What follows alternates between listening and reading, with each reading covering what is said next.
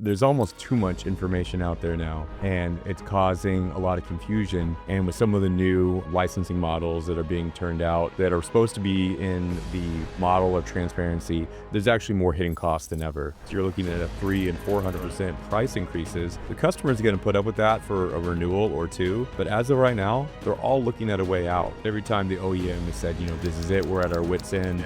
We absolutely are not profitable at this price point. I would smile a little bit because I've probably got about 10 in the background where I know this can be done.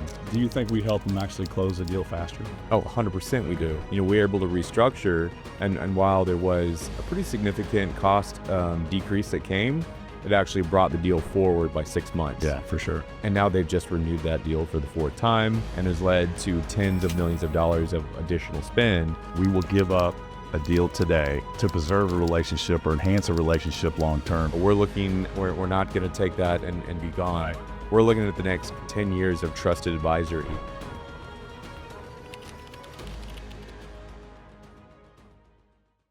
Welcome to our second official podcast, and we've given it a name, right, Aaron? The lake. The lake. I love it. All the information is stored. Kind of, tells customers and partners what we do just in a name. Very, very vanilla, not too detailed and sophisticated, but the lake. It's also a place I like to be. So me too. It's comforting, isn't it?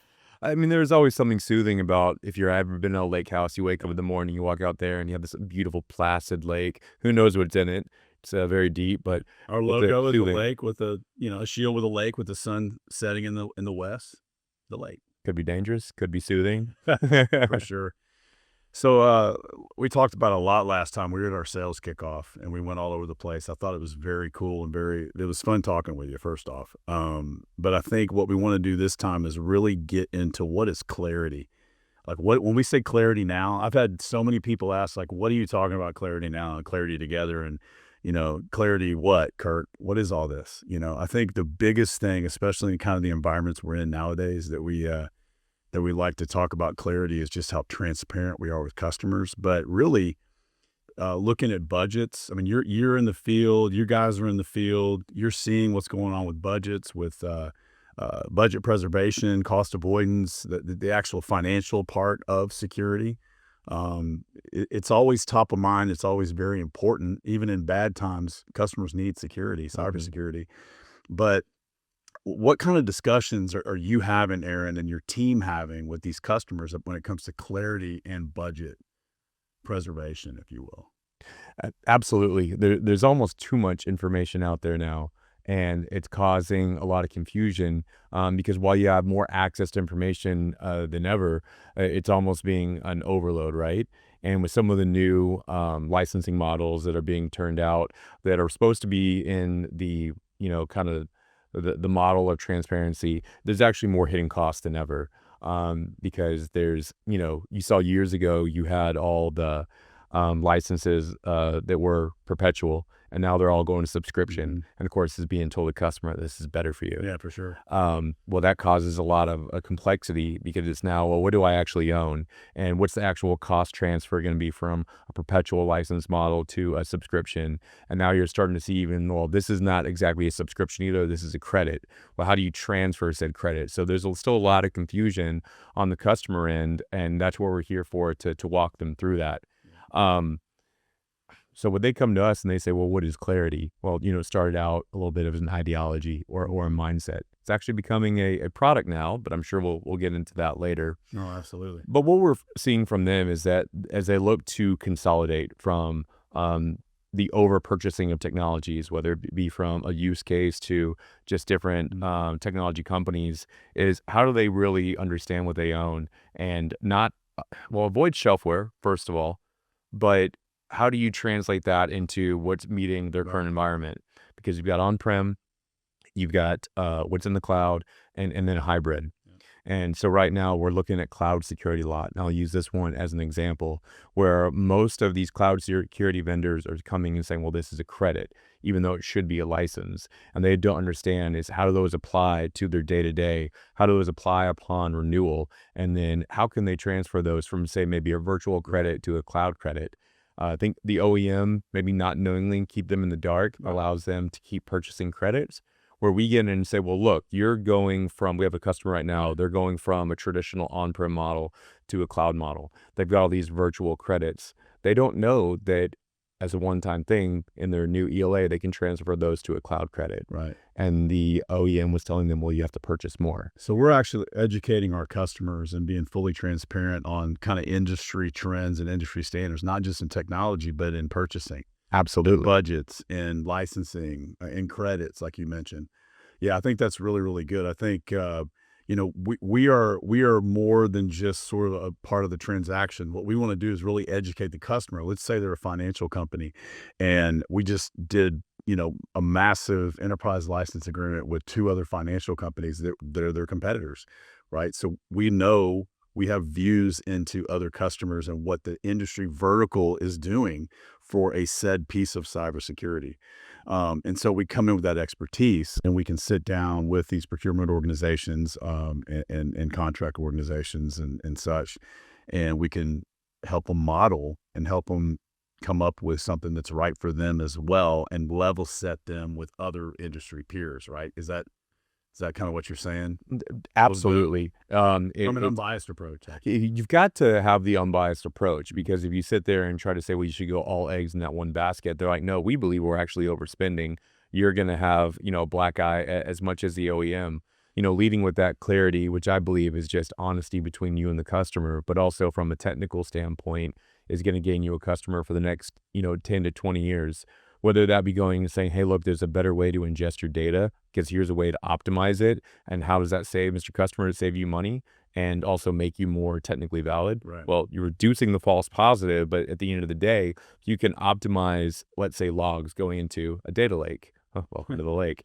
You're able to reduce the spend when that comes up for renewal. Right. So, and then of course, reducing overlap. Right now, you see a big platform play. Big problem. Yeah. Huge platform play. You're seeing it from some of the major players that everyone's trying to play in certain spaces, whether it be SASE, virtual firewall, and they're like, we can be the end all be all to security.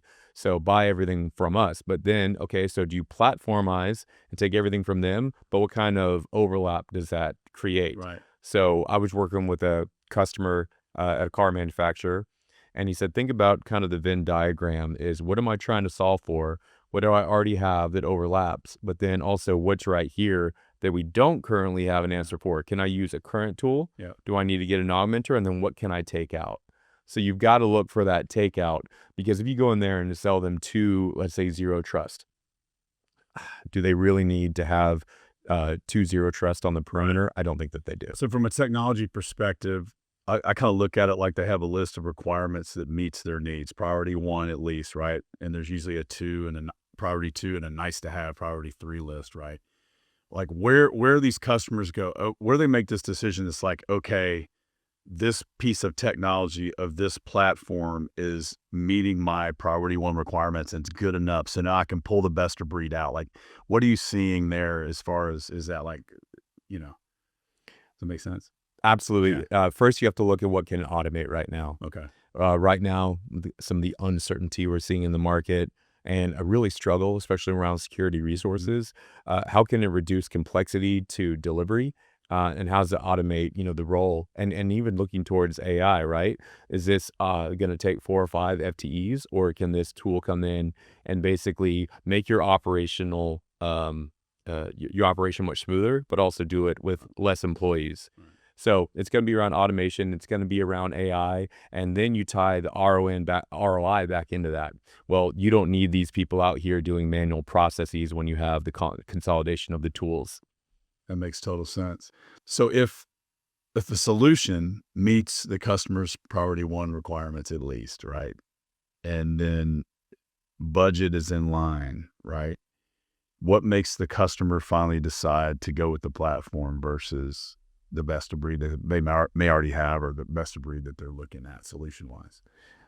If you are going to pick a platform, especially for the majority of your security, like you said, the priority 1, is one thing I would, I'm sure customers are thinking about. One thing I would, as a VAR and a trusted advisor, say they think about is not just what it's going to solve for right now, and is it going to hit all their major pain points, but is it going to solve for in 3 years? And then of course there's the cost aspect to it, right?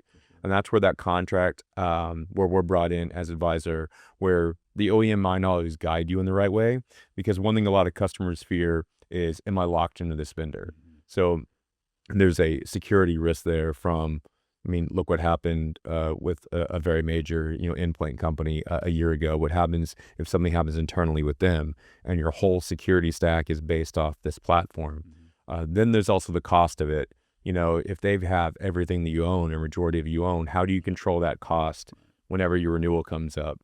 As far as preventing any type of, as far as preventing any, security incidents from the OEM, that's where you've got to have it within the language, that if something like that happens, they're going to be liable for that. The other one where we come in is going to be writing in language, whether it be price locks as far as purchasing within that term, if there are any roadmap items that have been promised, but really when you do come up for renewal is a not to exceed language. A lot of times you're going to see from an OEM that's not going to be volunteered up, and you've got to make that part of the initial negotiations. We see customers that have not to exceed renewal by 3 or 5%. And I'm not talking about of MSRP, Right. but of the current contract. And the customers who have trusted us, we've got one coming up this year that, by industry standards probably should be about a 10-15% cost increase. But because we originally jumped in, encouraged them to have an actual contract not to exceed language, that contract's only exceed by 3%. These are great details of the value that we add, of not just being the guy that does the transaction, right? Every one of these vendors and OEMs, they have a job to do. They sell wonderful technology. They all have business plans from the top down, and their job is to sell their solution as the solution that's going to make you more secure. And they all compete, right? And so, there's this weird thing a lot of times with customers that they feel like that the vendor direct is the way to go because you're going to get the most information, because who knows more about their product than they do. But when you get into the financial and budget world, this is where the clarity really comes in, because structuring the deal, how do you know that the deal you're getting is just as good as your industry vertical peer? If I'm A bank, versus B bank, how do you know that you're getting a good deal? You're trusting that the vendor's going to structure that for you, and you're trusting that your procurement people can negotiate. Those are going to happen regardless. But what we do in the middle of that is we get with customers and we help them structure that deal. We help them negotiate, not against the vendor, but we want to make sure it's a level set and it's a good transaction for everybody. Can you think of any examples you can talk about where we've specifically done that? Probably a million of them you can, but think of what you were just about to talk about one. Give me an idea. Well, what I always tell our customer is, and I was like, don't ever think less of the vendor or the OEM, but they're out to structure the deal as best suits them, right? Because, that's obviously what they're going to go for. Where you may have procurement people that do their homework internally, or, maybe some service that provides check marks across the industry. The reason you don't always want to go direct with that vendor is, again, because whatever they can put forth that best suits them is the way they're going to go. And to no ill intent. Where we come in as advisor is to come in and say, look, we have customers of your same size and vertical with the same opportunity, and we know how to push you in the right way. That could be something as simple as overall pricing to special structure that you may need, or even the language that we talked about. Some credits you were talking about. Some of the credits we talked about. I mean, there's a million that I can think of. But every time the OEM has said, this is it, we're at our wits' end, we absolutely are not profitable at this price point, I always smile a little bit, because I probably got about 10 in the background where I know this can be done. So yeah, we have an opportunity right now where the current account team was sticking a little bit to their guns, but they thought that they had the deal done. But in the background, our customer was telling us, look, if they don't bend on this, we're really not only we're going to be at a security risk, but we may have to go a different direction. And we were able to tell them, look, we can't share pricing, but we do know that this structure could be done because it was just over here on an account on the West Coast, Right. could be adopted. And due to that advice, they were able to stick to their guns. It provided some additional savings, Right. and the deal ultimately closed. You don't have that if you don't have that advisor, strategically structured in the right way. And the same goes for the OEM. Mm-hmm. They rely on us too because we're able to come and provide that assistance to them and how we can better make this flow. And Do you think we help them actually close the deal faster? 100% we Okay. do. I think so too. I mean, one of our very first opportunities that you were a huge part of, I go back to 2017, was we had a vendor who thought that they had a deal done, and you kind of hear what you want to hear at times, Right. especially as a vendor, Of and course. maybe the customers, Yeah. still wanting you to keep doing some additional Yeah. testing. But they didn't know that their opportunity was either not going to close or was 6 months out. Yeah. We were able to restructure, and while there was a pretty significant cost decrease that came, it actually brought the deal forward by 6 months. Yeah, for sure. And now they've just renewed that deal for the 4th time and has led to tens of millions of dollars of additional spend. That doesn't happen if we don't shorten that deal. Absolutely. So we help both sides of the equation come to a deal or an opportunity faster. We speed up the process. We help also, even through the procurement processes, which nowadays seem to be more, slower than ever. We can help with that as well. Well, I like to look at us as the easy button. Right. And Love that. a prime example I'll give is when us, BlackLake, were kind of caught in between some fighting between $2 billion organizations. But we wanted to step in and be the easy button and provided a unique solution. There was a resource actually from an OEM Right. who had been out at the customer for quite some time, and it had always been billed up front. The customer changed some of their policies and said, we no longer do resources with an upfront price tag. It has to be monthly. The vendor pushed back and said, nope, we're not doing that. And ultimately, the OEM was going to lose a very valuable engineering resource on site. The customer was going to lose something that was very valuable to an integration. So we as BlackLake stepped in and said, you know what, we'll assume the risk. We'll be the easy button here. We will pay the OEM up front to satisfy their requirements, and then we'll bill the customer monthly, Right. which basically over the cost of money over time wiped out our profit. But we saw that the end goal was much bigger because it was a very large product that needs a lot of engineering help.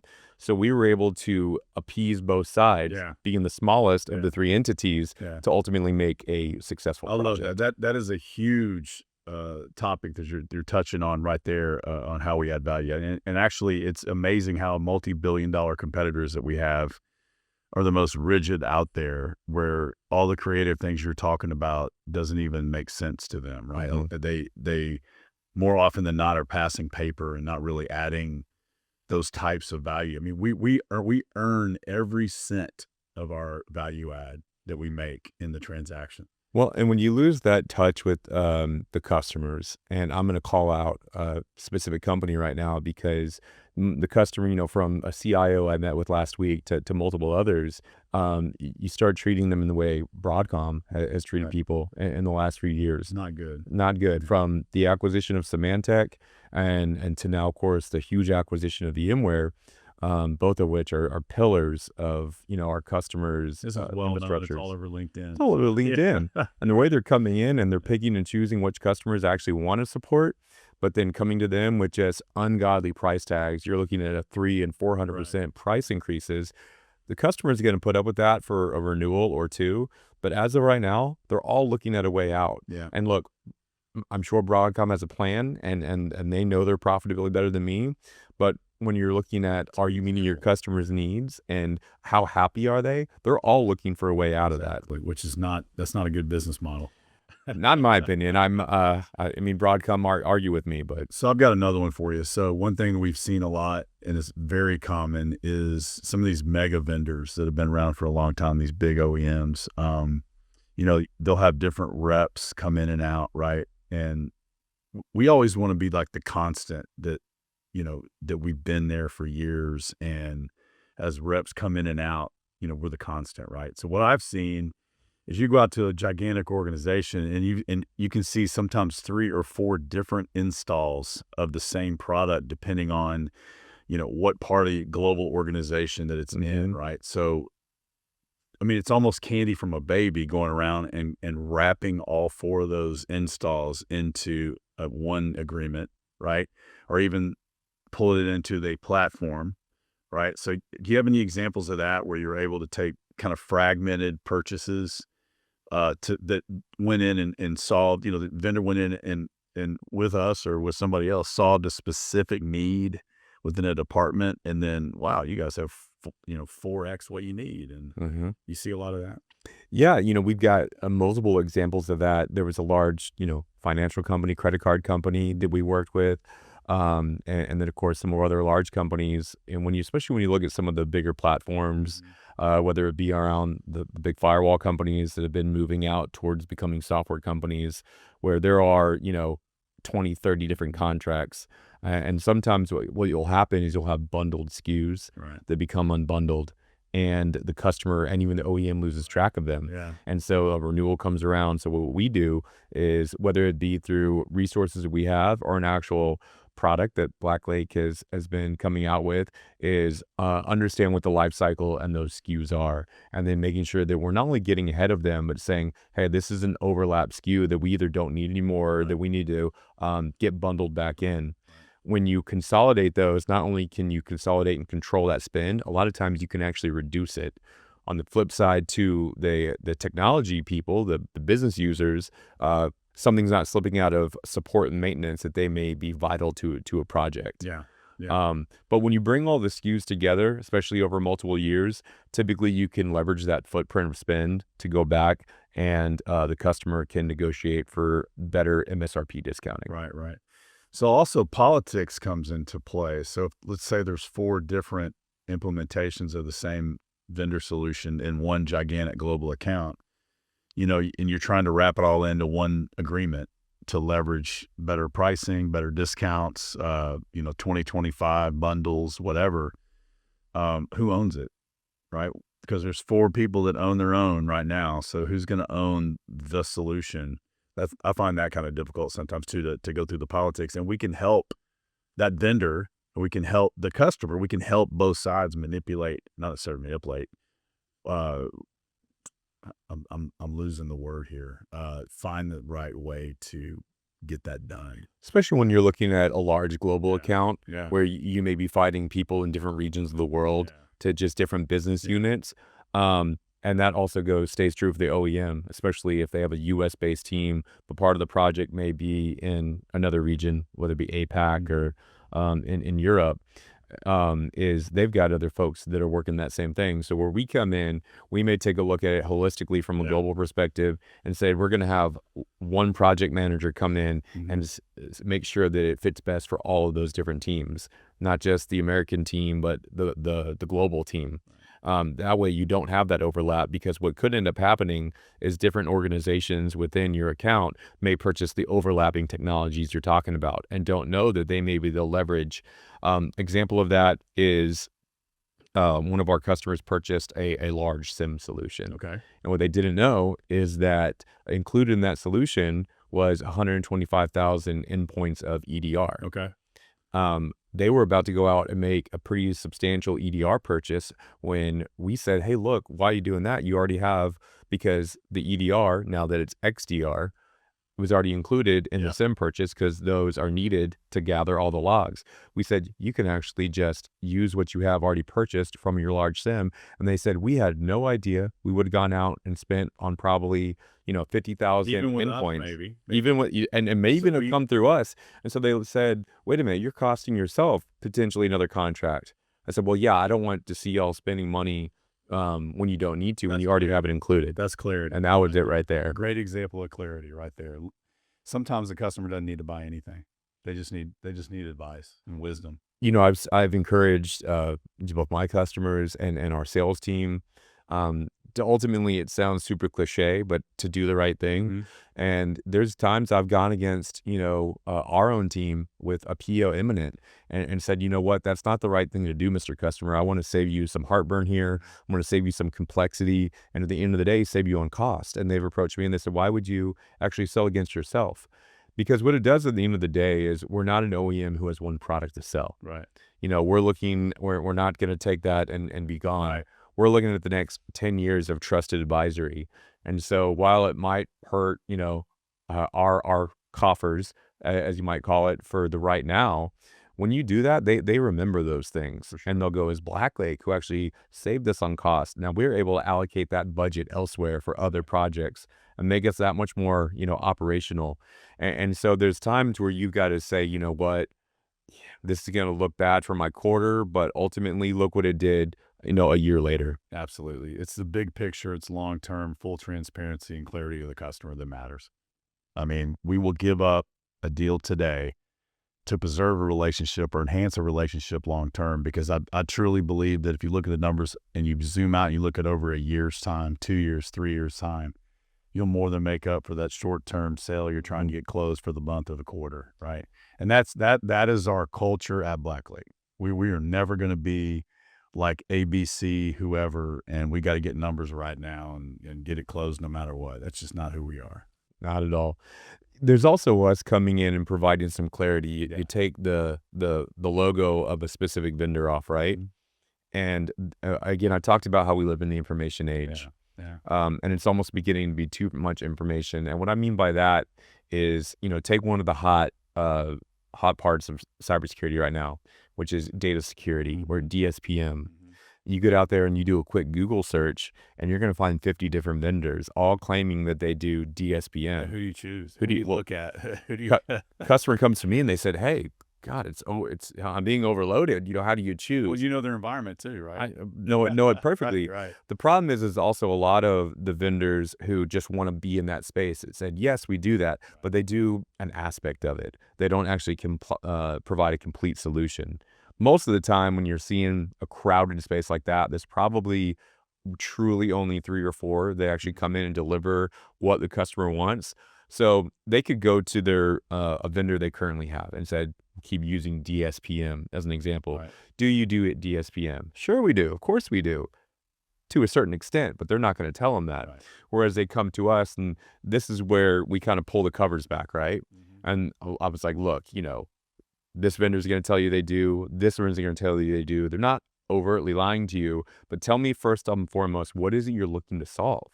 Once I know what you're looking to solve, we can then go, look, based on the other customers we have, the education we have in this space, here are the 3 or 4 where you really need to look at for a complete solution. So that's where we come in and we take out, depending on, you could go to a Gartner, a Forrester, or just, like I said, a Google search, and it's going to have all these names. Right. Let us shorten that for you immediately. So clarity is also a very consultative approach, and we don't charge for it, right? I mean, I can think of probably 10 examples to where they've loved our wisdom and our clarity that we've given so much that eventually they say, hey, we want you guys in our meeting as our trusted advisors, in our meetings when these vendors come in, or when we have an internal meeting.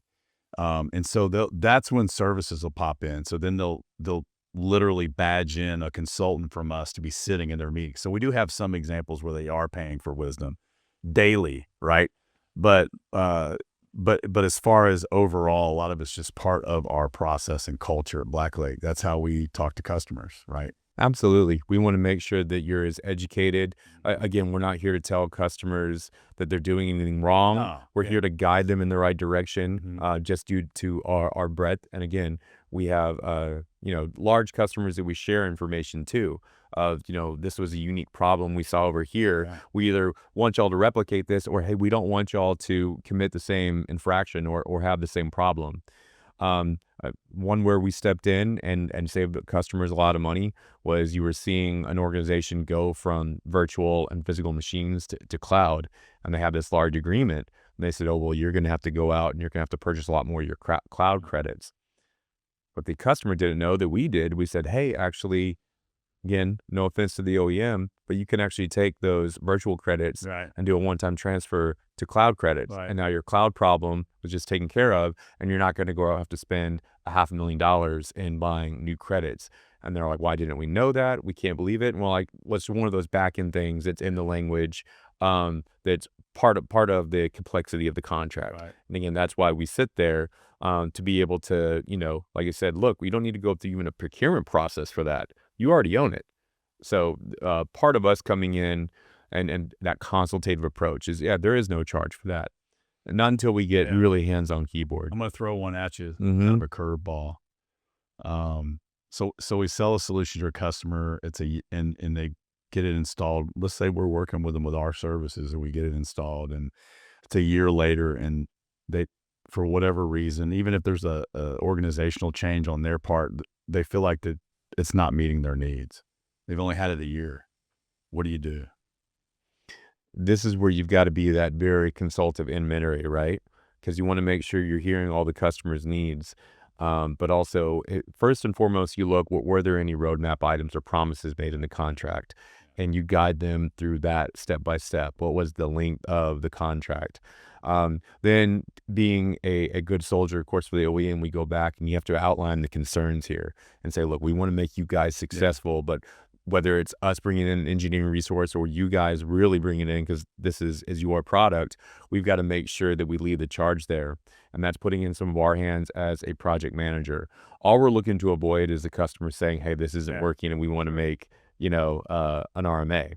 But that, to me, you've got to push forward on doing what's right by the customer, even if it's us coming in with a resource or going back to the OEM saying, we need to take some of what we had out of that profitability and do what's right. Because, I can think of one opportunity we had where there was an automation piece. Customer came to us, I think a year, you know what I'm talking about, year and a half later. And they said, hey, look, for, some of the policy, management and stuff like that, this is working, but we were promised this automation piece would make us that much more operational, but it's not working. So the first place I go is I go to the customer and I would say, and this is where we've gotten better about getting in front of it, is, well, if it was a roadmap item, was there anything written into the contract that they would deliver on this? So my advice to the customer, when you're looking at something like that, if there are roadmap items, you need to have that in writing. Right. Now, a lot of OEMs are not going to want to do that, but even if there was promises given, so now if that wasn't there, it makes it a bit more tricky, and that's where you've got to go out of a spirit of partnership with the OEM to ensure that we deliver it. But right there, I wouldn't say you have to play Switzerland, but you definitely have to bridge the gap between the two. That's one of the toughest ones. That's why I threw it at you. Well, you've been doing this longer than I have. How would Kirk Jones and his wisdom go about that? Well, I think you hit it. I mean, you got in great detail, but I think the first thing you do is you hold the vendor to task. You're saying this solution was going to do this, and there's a perception that it's not doing that. And so, you do the 911 and rally. Right. And so you exhaust everything you can, right, with that vendor, and you try to work it out and get it done. Sometimes it's just interpersonal, right? It's like, I don't like the rep or something weird, but sometimes it really is, hey, you guys said it would do this, or you said that you would have that feature or function in your roadmap and you haven't done your part. And so it's up to the vendor if they want to preserve that relationship or not. Well, sometimes it's about delivering the bad news or the hard news, right? And this is where being the consultant comes from.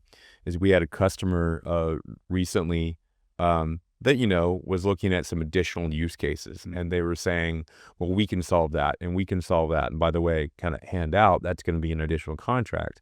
And what they weren't hearing from the customer, they said, we've already given y'all a pretty large amount of spend, and we have these other problems that you guys haven't addressed yet. Right. It was engineering, it was upgrades. And they said, why would we invest any more in you, Mr. OEM, until you've gotten us operationally where we need to go from the upgrade, from the engineering things we were promised. Right. And the OEM wasn't really hearing that. And so, again, they were thinking about how they could sell more. And we're understanding that to sell more, they needed to make right on what was already delivered.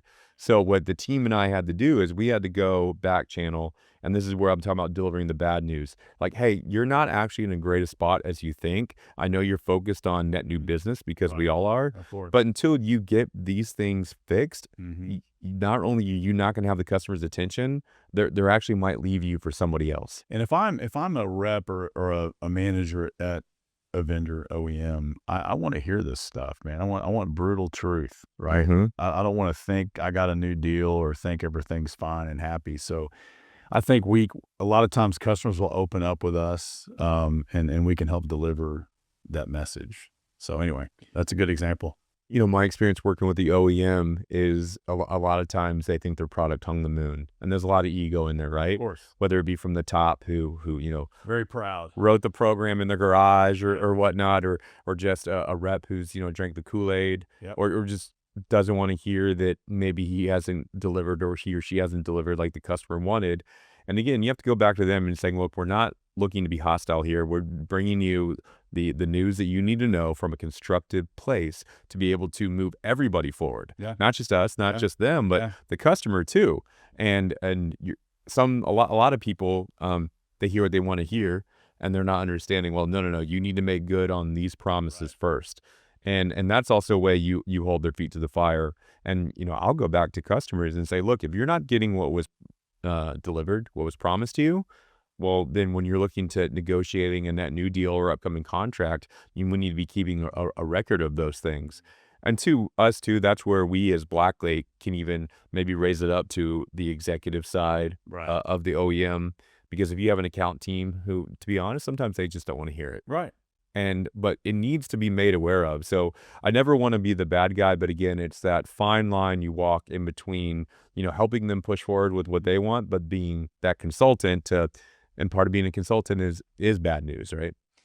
Absolutely. Absolutely. We have to be able to do both. So with the current environment that's going on right now, the crazy world we're living in, are these discussions more difficult? Does it feel different now in the customer world as far as these procurement organizations, the financial organizations, budgets, money flow? A lot of these big companies are laying off, and there's a lot of weirdness going on in the world. So how's that affected your business? Well, every year at BlackLake Yep. with what's going on in the world, has felt different from, a shift in a political environment Yeah. to, obviously a worldwide pandemic that changed everything to even now we're looking at, tariffs that are coming or external threats in the way of conflicts worldwide. Right. And it's constantly changing the business.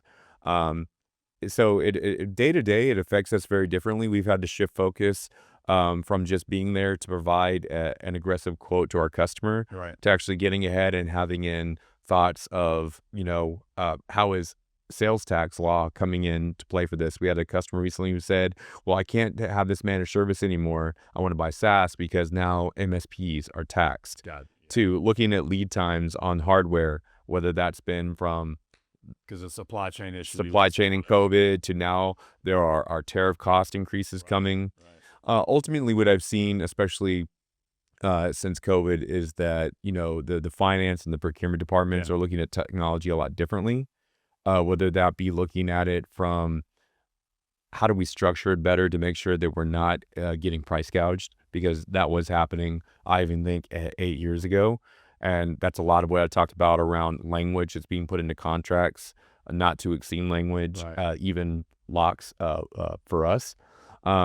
But also a lot more benchmarks that they're going out and getting. Sometimes those benchmarks are through us, to even going out to external benchmarks and understanding what industry average is. Yeah. Even from a high level, I don't see companies just, procurement organizations and financial organizations just buying stuff anymore. There has to be a real reason. What are we doing? Even pre-approved budget for the cybersecurity organization hasn't been rejustified over and over again. So there's a lot of power in those organizations. And so I think we can also be the broker between those two organizations within the customer environment. So we're not just over here working with our security guys. We're, like we talked about earlier in this episode, we are constantly working with all the financial procurement folks, and we can broker sometimes meetings between those organizations, right? And help the financial people understand why the security people, the CISO, is making these moves or making these purchases or why it's important. So it seems like it's more than ever now too. You've got to understand the way they're approaching the business. It's not always just about the best solution or making sure that they're protected. There's a lot of economic things that we don't always understand, that if you can understand, where because the CISO, CIO, CEO, and CFO typically are on the same page, but they have made different outcomes that they want. And so we actually just sat down with a CIO and a CTO of a large healthcare company. And, they're not going to get down in the minutia of what product does what. Can I save, this over here? They really are focused on the outcome. Why should I do this? We don't care what the product name is or what the OEM is, right? Mhm. But how do I make this about outcome based? They're even coming to us and said, if we do a statement of work, well, how can we make it outcome based and not just paying somebody Yeah. because their word's on a contract? And I think that's extremely powerful, because they're starting to say we could go spend a bunch of money and get screwed on time and materials. Right. But what happens if it's not delivered? Well, how do we tie it back into the delivery? So when you're understanding from an economic standpoint, some of our customers, and you can tell them, well, we're structuring this contract because here's what it does for Yep. whether it be the board, whether it be the shareholders, or just overall cost, then they're going to embrace you as that trusted You advisor. are bringing up exactly what I was going to next, and we can leave it at this. But people will start leaning on AI, right? AI. There's solutions out there now that talk about business intelligence or helping executives make better decisions and things like that. That's absolutely valuable, right? We represent a few of them, but the human factor and the relationship factor and what are these other three banks doing if I'm a bank?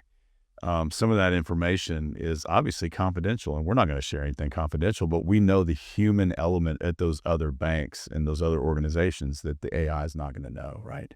So I think we work hand in hand. We've got those tools as well, but to say AI is going to help you make all your decisions in the boardroom for you yet is something that is yet to be seen. But anyway, Well, something I want to throw out there. Each industry, whether it's manufacturing, oil and gas, financial institution, there's certain things going on in those industries that are very unique to that. And so it doesn't always translate. A manufacturing company has a lot in common with, say, an oil and gas company. Depending on what's going on in those verticals, Sure. they have different goals. And so understanding that and being able to go speak your customer's language is extremely important. Example that I'll give, it happened with healthcare providers last year. You would think, oh, healthcare insurance provider, they must just be Right. having record profits year Right. over year. Well, across the board this year, you saw about a 20 to 25% cut among all healthcare providers. Yeah. And if I had not understood why, I wouldn't be able to not only go and speak, from an educated standpoint to the shareholders of some of our healthcare accounts, but, be able to structure it the right way. But when you sit down and talk to them, they said the reason why is because last year there was a record number of claims that were backlogged Right. from You COVID have to really that understand their all business. got called last year. So they had to make a record number of payouts, which led to either no or lower profitability on their end. And they had to make budget cuts this year while they rebound. Great example. Knowing that, I can now go back along with the team and talk to the OEMs and say, hey, look, let's be a good partner now while they're going through a tough year because of X, Yeah. while we gear up towards next year. So we're very focused on 2025 cost decrease, whether that's pushing it out or even just coming in and for a short time as a good partner. We have resources galore at some of those accounts are, well, can we cut costs right now while y'all are trying to I rebound? love it. Knowing that is, so when I approach a meeting now with them or when I approach me with an OEM, I can say, here's what's going on economically with them right now. If you can help them meet their goals, they will be the best partner you've ever had. Man, these are all really good examples. Real world. We could probably talk for another hour and just continue to have use cases come up over and over and over again, but we got things to do. Absolutely. But the biggest thing I wanted to get across in this episode was to let customers know how we're different, let our OEM and vendor partners know how we're different. And in the future, we can also talk about internal, obviously, what we do when it comes to consulting and services and all the cool things that we do. But the biggest thing is what we wanted to accomplish in this episode is to talk about clarity and define what exactly it means. And you just gave 20 examples across multiple verticals, financial, healthcare, different ways that we can help customers with that clarity. And, in this world, our goal is to put our arms around them and let them know it's going to be okay, right? Absolutely. Provide that clarity. Hopefully we provide some clarity in that deep, dark lake. Yeah. and they can come and tune into the There show, you go. I so like named that. The Lake, and like that. really sift through that to help them understand, because that's all we're really wanting to do Yeah. is help find, you said the clarity. I say be that source of truth. There you go. They have that in their environment. Why not have it with us? And customers are starving for truth, man. Isn't everybody? The minute you can provide them that truth, Yeah. because I always tell, it took years to build up a lot of Yeah. the trust and the truth that we have with our current customers. No matter how long you spend building it up, it takes one bad conversation, one bad opportunity for that all to be taken away. And so I've seen way too many people throughout my career, throw away that trust because they had the singular deal that they wanted to get in. Again, we are not focused on that singular deal Yep. for us. We want to be able to do a good job for our customer because of the next 10 years, but you could undo it so quickly. Oh, So 2 seconds. come to me, come to our team as that source of truth, There you go. because that is why we exist. That is our culture. That's what clarity is. And unless I missed anything, man, we got to roll. Man, I'm looking forward to episode 3. Hey, thanks for joining us on this episode of The Lake. Appreciate it, guys.